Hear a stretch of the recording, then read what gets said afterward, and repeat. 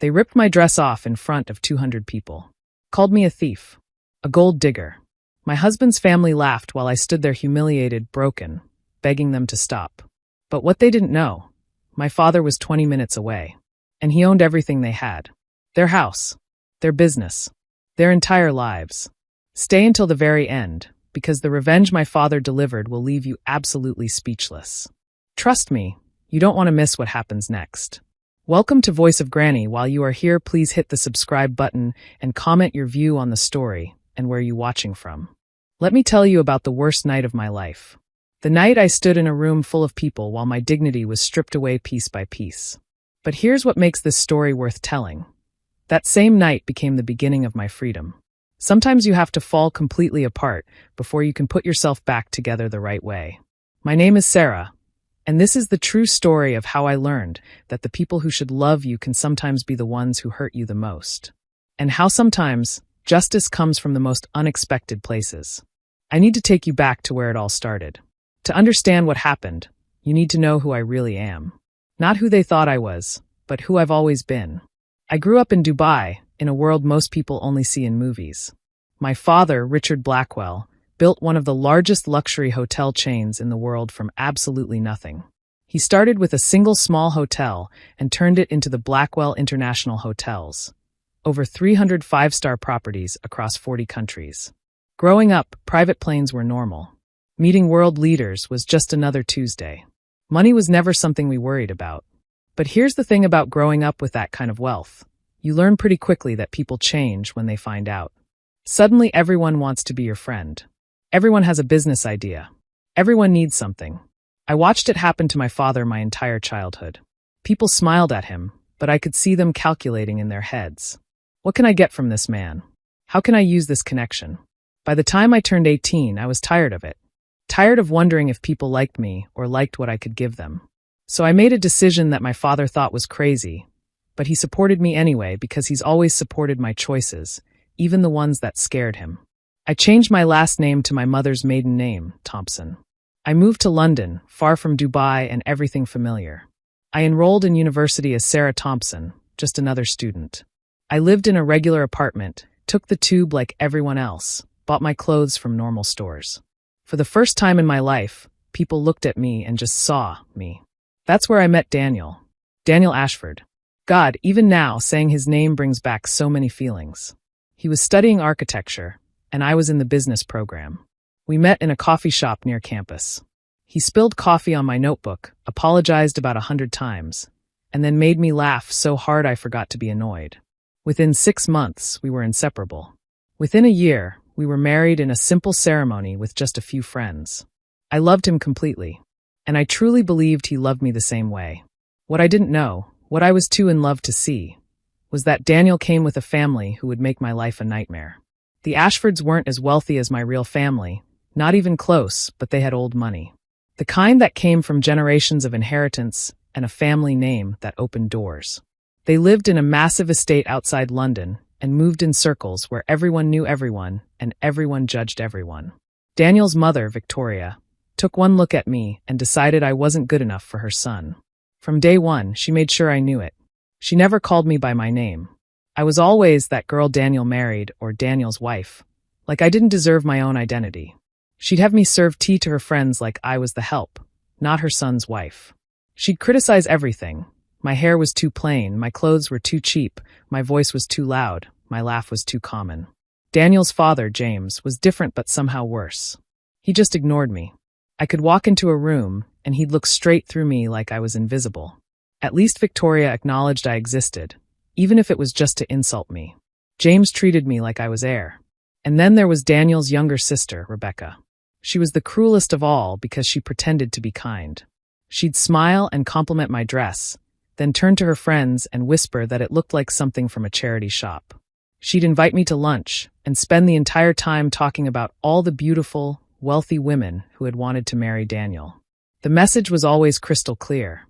I was lucky to be there, and I should be grateful they even tolerated me. I tried so hard to make them accept me. I thought if I was patient enough, kind enough, helpful enough, they'd eventually see that I genuinely loved their son. I thought love would be enough to break through their coldness. Daniel would tell me not to worry. They'll come around, he'd say. Just give them time. That's just how they are. But he never stood up for me. Not once. He'd just tell me to try harder, to understand them better, to be more patient. 2 years. I spent 2 years swallowing my pride, accepting disrespect, pretending everything was fine. 2 years of trying to earn love from people who had already decided I wasn't worthy of it. And then came our second wedding anniversary. Victoria insisted on throwing us an anniversary party. Not for us, of course. For her. To show off to all her high society friends, to prove her son had the perfect life, even if his wife was, as she once said within my hearing, unfortunate. I wanted to say no. Every instinct told me this was a bad idea. But Daniel convinced me. Maybe this is her way of accepting you, he said. Maybe she's trying. I should have trusted my instincts. I should have said no. But I didn't. And that decision led to the worst and best night of my life.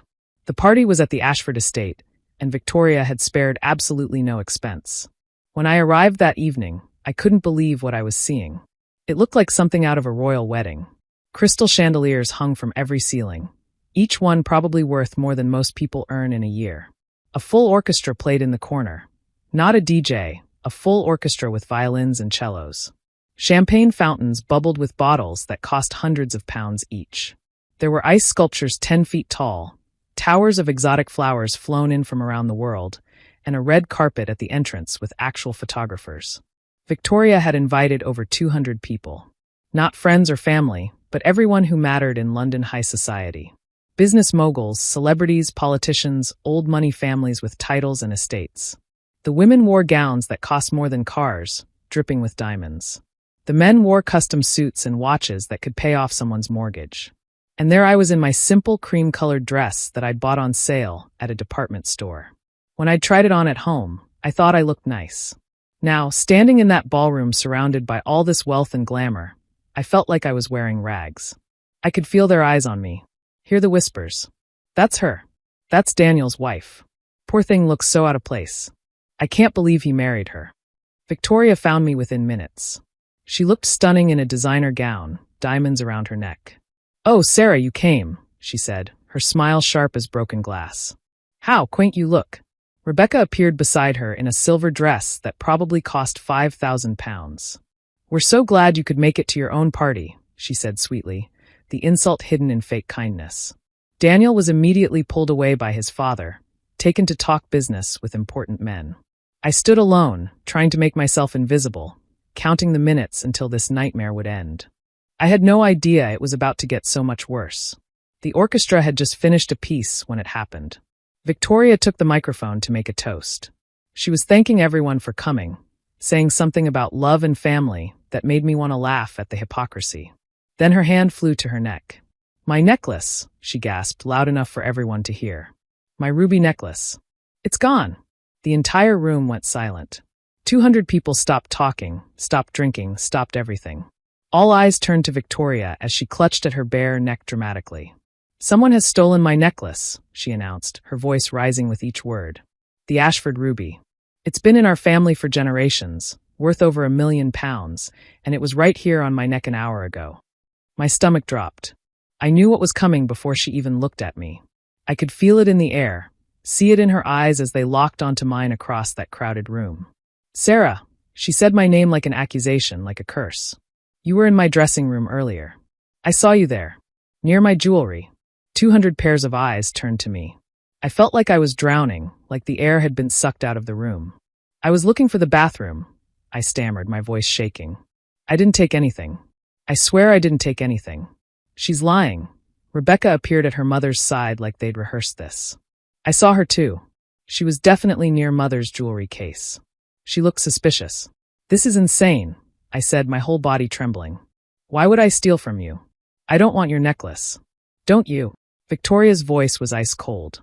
"Everyone knows you married my son for money. You've been after our wealth from the very beginning. This just proves what you really are, a common thief."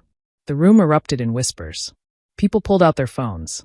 I realized with horror that they were recording this. Recording my humiliation for the world to see. I looked desperately for Daniel. Found him standing near his father, watching everything unfold. "Daniel," I called out, my voice breaking. "Please, tell them. Tell them I wouldn't do this." He looked at me. For just a moment, I thought he'd defend me. Thought he'd stand up and tell everyone this was ridiculous. Then he looked at his mother, at his father, at all these important people watching and waiting. And he said nothing. James stepped forward. "Search her," he ordered. "Right now, in front of everyone. If she's innocent, she has nothing to hide." "You can't be serious," I whispered. But I could see from their faces they were deadly serious. Victoria and Rebecca advanced toward me like predators. I backed away, but there was nowhere to go. 200 people formed a circle around us, phones held high, recording every second. What happened next will haunt me forever. Victoria grabbed my arm, her nails digging into my skin. "If you won't cooperate, we'll do this the hard way." "Please," I begged. "Please don't do this. I didn't take anything. Please, I'm begging you." But they didn't care about my begging. Rebecca grabbed my other arm, and together they started pulling at my dress. I fought back, trying to protect myself, but there were two of them, and I was shaking so badly I could barely stand. The zipper came down. I screamed, trying to hold the fabric to my body, but Victoria yanked it roughly. The dress fell to my feet. I stood there in the middle of that grand ballroom in just my undergarments, under the spotlight that had been meant for celebration. 200 people watched. 200 phones recorded. The orchestra had stopped playing. There was no sound except my sobbing and the clicking of cameras capturing my complete destruction. Victoria picked up my dress from the floor and searched through it violently, tearing at the pockets, shaking it out like it was contaminated. "Nothing," she announced to the crowd. But that doesn't mean she didn't hide it somewhere else. "This is insane," I cried, wrapping my arms around myself, trying to cover my body. "I didn't take your necklace. I didn't take anything. Get her out of here." James ordered the security guards stationed around the room. "Remove this thief from our property immediately." 2 large men in suits approached me. I looked one more time at Daniel, silently begging him with my eyes to do something. "Anything. Say something. Stop this." He stood frozen, his face pale. But he didn't move toward me. He didn't say a single word in my defense. He just turned his back and walked away. That moment broke something inside me that I didn't even know could break. It wasn't the humiliation of standing nearly naked in front of all those people. It wasn't the false accusations or the cruelty. It was watching the man I loved, the man I'd married, the man I'd given up everything to build a life with, choose his family's approval over my dignity. The guards grabbed me by the arms and dragged me through the crowd. People parted like I was diseased, like my poverty was contagious. Some of them spit insults at me as I passed. Gold digger. Thief. Trash. Common criminal. They hauled me through that beautiful mansion, past all those chandeliers and flowers and expensive decorations that hid such ugliness underneath. Down the marble stairs, across the polished floors, out the front door. They threw me out the gates and locked them behind me with a heavy clang that sounded like a prison door. I collapsed on the cold ground outside, shivering in my undergarments. My entire body shook with sobs I couldn't control. Inside the mansion, the party continued. I could hear the music starting up again. Hear the laughter. They'd already moved on. My humiliation was just entertainment for them now. A story they'd tell at their next dinner party. A young valet, maybe 19 or 20 years old, saw me and rushed over. He didn't say anything, just took off his jacket and draped it over my shoulders. His eyes were kind. That small act of kindness from a complete stranger made me cry even harder. I sat there on the cold ground, wrapped in a stranger's jacket, with nothing. No dignity, no husband, no home I could go back to. My phone was still inside in my purse. My car keys too. I had literally nothing. Except one thing. One promise I'd made to my father 2 years ago when I decided to live this secret life. "If you ever need me," he'd said, holding my face in his hands. "If you ever truly need me, baby girl, you call. No matter what. No matter when. I'll come." I'd promised. And now, sitting broken on the ground outside those locked gates, I kept that promise. I borrowed the valet's phone with shaking hands and dialed the number I knew by heart but hadn't called in 2 years. It rang twice. "Dad." My voice broke completely on that word. "Dad, I need you. I need you right now. Where are you?" My father's voice was immediately alert, sharp with concern. I could hear him moving, could hear the urgency. "Tell me where you are." Through my tears, I told him everything. Where I was. What had happened. How they'd accused me of theft. How they'd stripped me in front of everyone. How Daniel had stood there and done nothing, said nothing. How they'd thrown me out like garbage. When I finished, There was a long silence on the other end of the phone. Then my father spoke, and his voice was something I'd never heard before. Cold. Controlled. Absolutely furious. "Don't move," he said. "I'm 20 minutes away." I was already on my way to London for business. "Sarah, listen to me carefully. Don't move. Don't go anywhere. And sweetheart." "Yes." "They have no idea what's about to happen." He hung up. The valet stayed with me, offering silent support. "Your father?" he asked quietly. I nodded, wiping my tears. "He'll be here soon." "Good," the valet said simply. "Nobody deserves what they did to you." 15 minutes later, the night exploded with light and sound. First came the cars. A convoy of 10 black luxury vehicles rolled up to the Ashford estate like the Prime Minister was arriving. Then came a helicopter, its spotlight illuminating the entire property like it was daytime. The party inside stopped again. I could see people rushing to the windows, pointing, trying to figure out what was happening. The center car's door opened, and my father stepped out. Richard Blackwell doesn't just enter a space, he commands it. At 58, he's still powerful-looking, tall and broad-shouldered with silver hair and eyes that can freeze you solid with a single look. He wore a suit that probably cost more than the Ashfords had spent on this entire party. Behind him came 20 security personnel, all in black suits, moving with military precision. Behind them came 5 lawyers carrying briefcases. And beside my father walked someone I recognized from the news, the Metropolitan Police Commissioner himself. News helicopters started circling overhead. Someone had tipped off the media. Later I'd learned that someone was my father, who'd made sure every news outlet in London knew something major was about to happen at the Ashford estate. The gates opened. The same guards who'd thrown me out now stepped back, recognizing real power when they saw it. My father walked straight to me. The cold fury in his eyes melted into concern as he looked at me sitting there, still wrapped in the valet's jacket. He took off his coat, a coat worth more than most people's cars, and wrapped it around me himself. Then he lifted me to my feet and pulled me close. "I'm here now, baby girl," he said softly. "And they're about to learn a very expensive lesson." My father turned to face the mansion, and his voice carried like thunder across the property. "Which one of you touched my daughter?" Inside the mansion, through the open doors, I could see the party had descended into chaos. Everyone was trying to see what was happening, who this man was who'd arrived with such force and authority. Victoria appeared at the entrance with James beside her, both looking confused and annoyed. "What is the meaning of this?" James demanded. "This is a private party. You're trespassing." My father smiled. It wasn't a nice smile. "Am I? Let's go inside and discuss that, shall we? I think your guests will want to hear what I have to say." He walked forward and the crowd parted before him like he was royalty. I walked beside him, wrapped in his coat, feeling safer than I had in 2 years. His security team fanned out around us. The lawyers followed closely. The police commissioner stayed at his side. We walked through that mansion like we owned it. Because, as it turned out, in a way we did.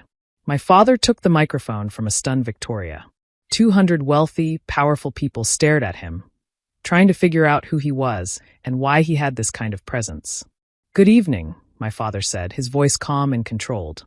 "Let me introduce myself properly. My name is Richard Blackwell. Some of you may have heard of Blackwell International Hotels. 300 properties across 40 countries. Perhaps you've stayed in one." The room erupted in whispers.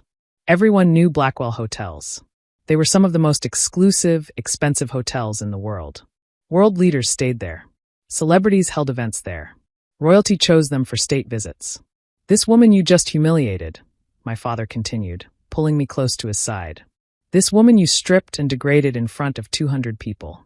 This woman you called a thief and a gold digger. She's my daughter.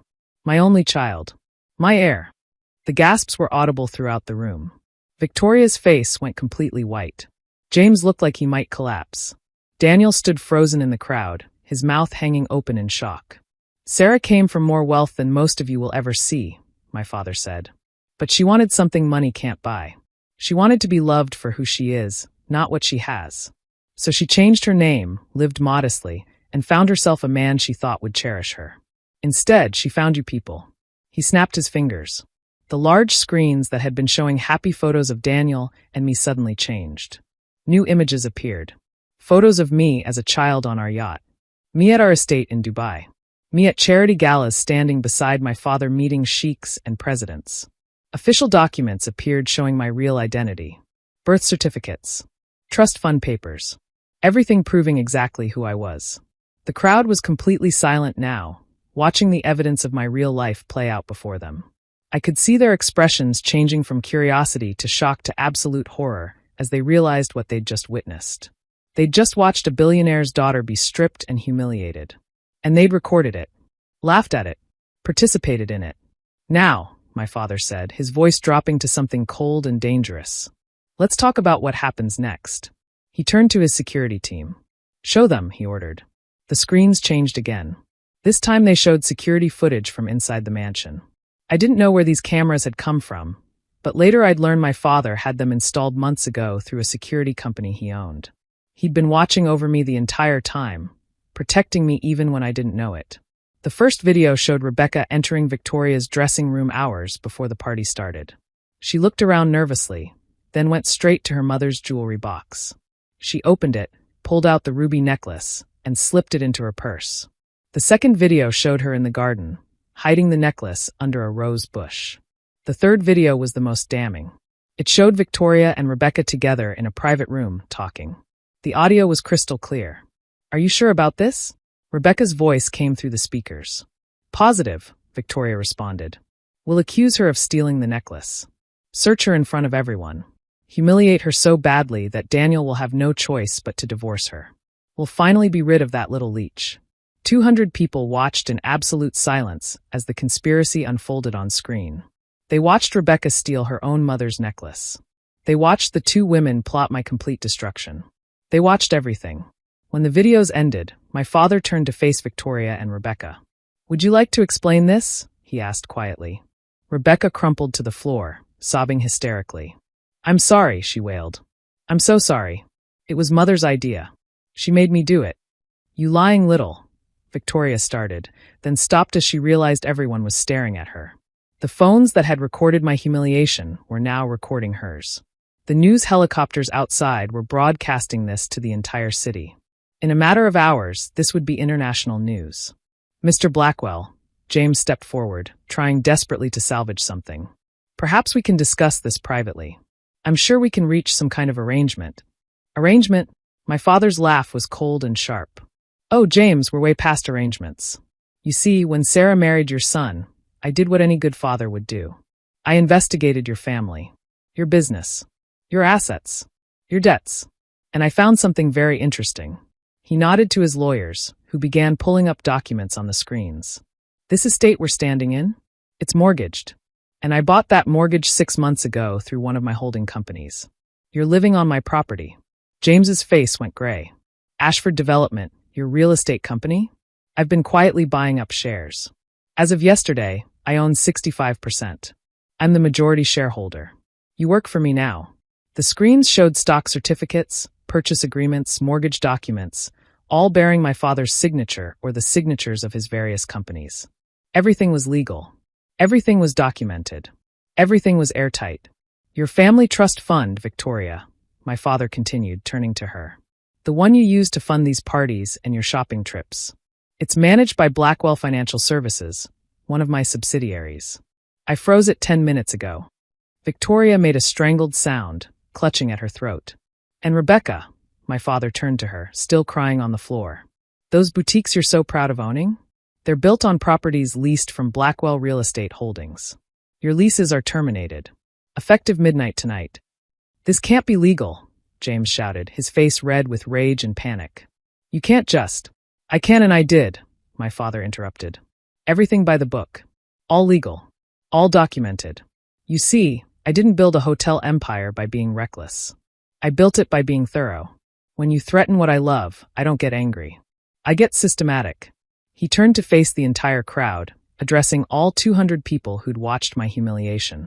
Let this be a lesson to everyone here. That woman you laughed at, that woman you called a gold digger and a thief, she has more wealth, more class, and more integrity than all of you combined. She chose to live modestly to find real love. Instead, she found snakes in expensive clothes. The room was deathly silent. You could hear a pin drop. The Ashford family has lost everything tonight. Their home, their business, their wealth, their reputation. And it's entirely their own fault. They could have treated my daughter with basic human decency. Instead, they chose cruelty. They chose humiliation. They stripped her in front of all of you, and not one of you, not one single person, stood up to stop it. I could see shame on some faces now. Others looked away, unable to meet his eyes. My father gestured to the police commissioner. Now, unless you want me to press charges for assault, theft, conspiracy, fraud, and defamation, I suggest the Ashford family start packing. You have 30 days to vacate my property. Victoria was on her knees now, her designer gown pooling around her. Please, Mr. Blackwell, she begged. We didn't know. We'll apologize. We'll make it right. Please don't do this. My father looked down at her with contempt. Did you show mercy when you stripped my daughter? Did you listen when she begged you to stop? You made your choices. Now live with the consequences. Daniel finally pushed through the crowd. His face was desperate, panicked. He rushed toward me, trying to grab my hands. Sarah, please, he said, his voice breaking. You have to help us. Tell your father to stop this. I love you. You know I love you. I looked at him. This man I'd loved for 2 years. This man I'd married. This man I'd built a life with. Do you, Daniel? I asked quietly. Do you love me? Yes, of course I do. Please, you have to believe me. Then why didn't you stop them? My voice was steady now. Clear. Why didn't you say one word when they accused me? When they stripped me? When they threw me out? You stood there silent. You turned your back and walked away. I was in shock, he stammered. I didn't know what to do. You knew exactly what to do, I interrupted. You chose. You chose them over me. You chose their approval over my dignity. You chose to be a coward instead of a husband. Sarah, please. I'm filing for divorce, I said. The words came out easier than I expected. Tomorrow morning. And I'm taking nothing from you, Daniel. No money, no property, nothing. Because I never needed your wealth. I just needed you to stand beside me. And you couldn't even do that. You can't mean that, he said, tears streaming down his face now. We can work through this. We can. The saddest part, I continued, isn't what your family did to me. It's that you let them. Every insult, every humiliation, every cruel word over the past 2 years. And you just told me to be patient, to understand, to try harder. You never once told them to stop. You never once protected me. That's not love, Daniel. That's convenience. I stepped back, closer to my father. I already left you. The moment you turned your back on me tonight, you lost me forever. My father's lawyers stepped forward with papers already prepared. Divorce papers, Miss Blackwell, they said. Ready for your signature. I took the pen and signed without hesitation. 2 years of marriage ended with a signature. Daniel collapsed to his knees, but I felt nothing but relief. 6 months passed after that night. The Ashfords lost everything, exactly as my father promised. Their estate was seized and auctioned off. James's company collapsed within 3 months. Victoria, who'd never worked a day in her life, ended up working at a department store. Rebecca's boutiques closed, and she worked retail at a shopping mall. Daniel lost his position at the family company and worked a regular job in sales. Their high society friends abandoned them immediately. That's the thing about people like that. They're only your friends when you have something they want. As for me, I went back to being who I really was. Sarah Blackwell, Vice President of Blackwell International Hotels. I worked alongside my father, learned the business properly, and discovered I was actually good at it. Really good at it. I started a foundation for women escaping toxic relationships, helping them find the strength to leave and the resources to rebuild their lives. I bought my own penthouse apartment with money I earned myself.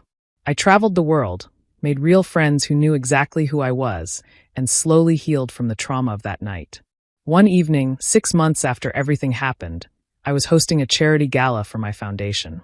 It was a beautiful event, full of people who genuinely cared about helping others.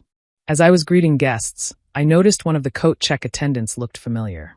It was Victoria. Our eyes met across the room. She looked so different. Older. Tired. Humbled. Gone was the arrogance, the cruelty, the superiority.